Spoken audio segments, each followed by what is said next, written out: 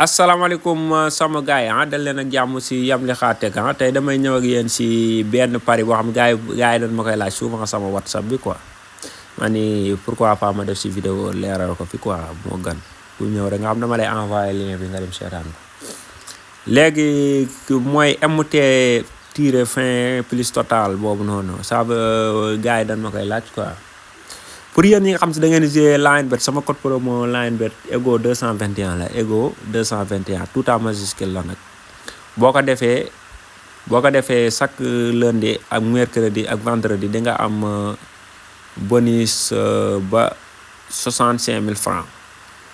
loo dugal dañu doubleel la ko chaque lundi ak vendredi su nekkul lool nag loo dugal di nga am 100% ba 65 000 la yam quoi mais chaque lundi loo dugal danoon la ko may waaw bokk na si code promo yi gën a taxaw fii Sénégal te Linebet ak XBet daanaka ñoo bokk ni ñu doxee quoi ñoo nduroo ñoo bokk lépp mooy loolu noonu pour kii bi nag MT tiré fin plus total bi maanaam ça veut dire MT soo ko gisee rek mooy mi-temps fin mooy rencontre bi quoi fin rencontre léegi première bi dalaa indil V1 tiré V2 daal lay defal 8 maanaam ça veut dire que Salzbourg bi day gagné mooy équipe 1 bi day gagné première mi-temps bi day gagné rencontre bi quoi bu gagné woon première mi-temps bi 1-0 ñëw match bi jeexee 2-1 pour Brest da ngay perte gagné na première mi-temps mais da ngay perte faaw mu gagné première mi-temps bi ak match bi quoi pour nga mën a gagné non boobu noonu mooy day gagné premier mi-temps du gagné premier mi-temps bi du gagné kii bi quoi